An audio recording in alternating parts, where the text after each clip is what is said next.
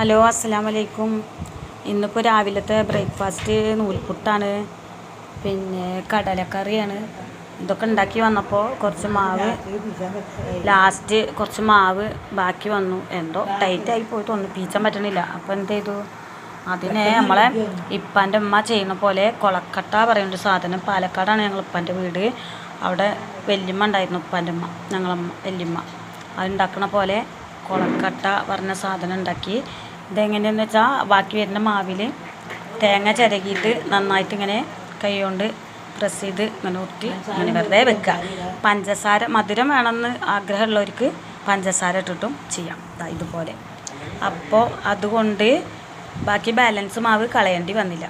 Okay,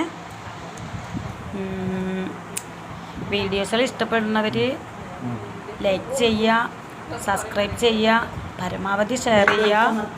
നമ്മളെ life of Nurjahan എന്ന channel എല്ലാവരും വിജയിപ്പിക്കുക.